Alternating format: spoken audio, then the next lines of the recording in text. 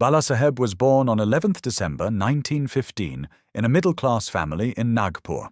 His father worked in the revenue department. The Deoras family lived in Itwari, which is a part of Nagpur city, and they had ancestral farmland in Karanja village near Gondia. He completed his education up to graduation and law.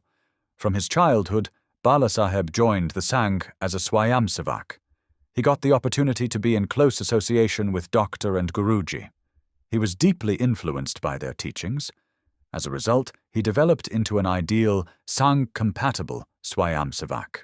I am Bradford, and you are watching Avadhut Chintan. Inspired by Guruji, in 1950, he established the Shri Narkasari Prakashan Trust and took responsibility for running the Marathi daily Tarun Bharat. He himself was the president of this trust. After that, intending to spread the idea that Sangh ideology is national ideology, various newspapers and weeklies began to be published across the country. He focused on making Sangh shakas more socially connected. He insisted that each shaka should adopt at least one settlement and work for its welfare. This created visible impact in the nearby areas and increased the number of people joining the Sangh shakas rapidly. Guruji's life journey ended in June 1973. Before his passing, he expressed his wish that Madhuka Dattatreya, alias Baalaasaaheb Deoras, should take over as Sarsanghchalak. Then he departed on his eternal journey. It is well known that in the 100-year history of the Sangh, there were three major crises. In 1948, the Sangh was wrongly linked with Gandhi's assassination, and a ban was imposed. This was the time of testing for Guruji's leadership.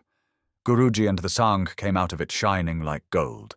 The second critical time was the dark period of emergency from 1975 to 1977, when the Sarsanghchalak and thousands of Swayamsevaks across the country were imprisoned on Indira Gandhi's orders.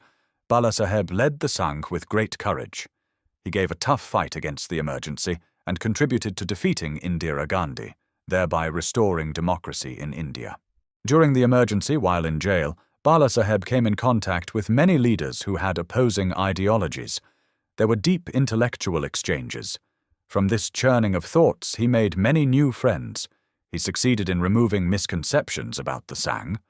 As a result, later, leaders like George Fernandez, a staunch leftist, became friends of the BJP.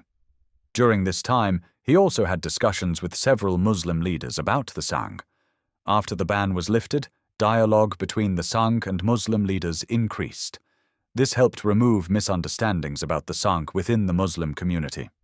Muslim youths began participating in Sangh activities.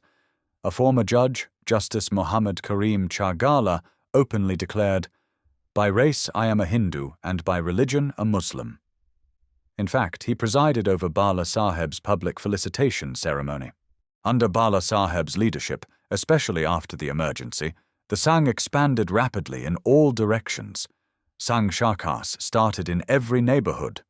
The Sangh prayer, Namaste Sada Vatsale Matribhume, began to resonate from every throat. Almost all Sangh-affiliated organizations transformed and soared to new heights. Balasaheb believed that as we entered the 21st century, the Sangh must stay modern in both thought and conduct to face new challenges. He consistently worked towards that goal. He redefined the Sangh's accepted principles of Hindu, Hindutva, and Hindu Rashtra in the context of changing times. He impressed intellectuals and thinkers of all religions with his approach. Many well-known individuals who were not initially connected to the Sangh became associated with it. Organizations like ABVP and VHP found new capable leaders who later made history. During his time, the Sangh adapted to changing times. It also began to contribute more actively in the political field.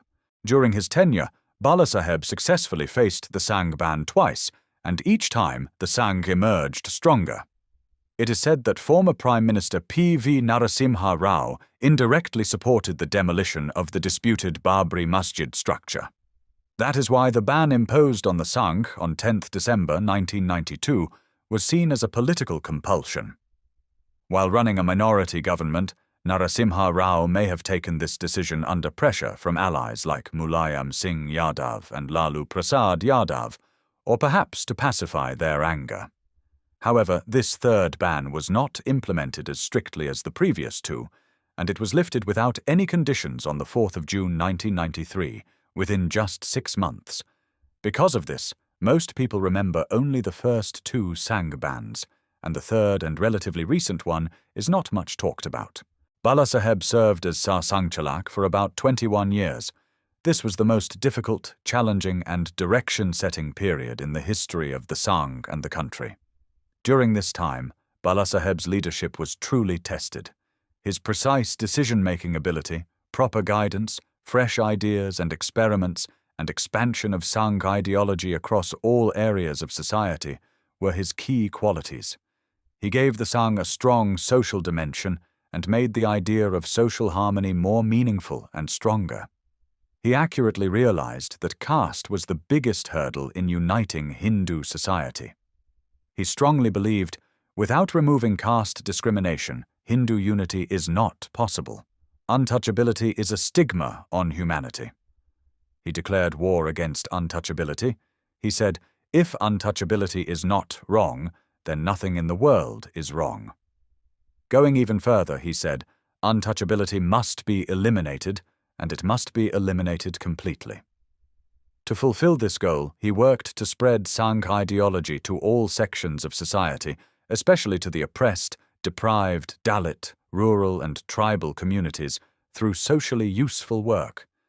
He expanded organizations like Vidya Bharati, Vanvasi Kalyan Ashram, and Vishva Hindu Parishad at the national level, giving Sangh work a clear social mission. He publicly stated, "The Muslims and Christians of this country did not come from outside. They are our own people.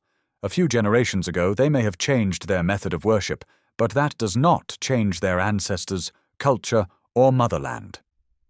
Baalasaheb believed that if Indian Muslims understood this truth, India could become a global leader. With this far-sighted vision, he engaged in dialogue with Muslims and sincerely tried to bring them into the national mainstream.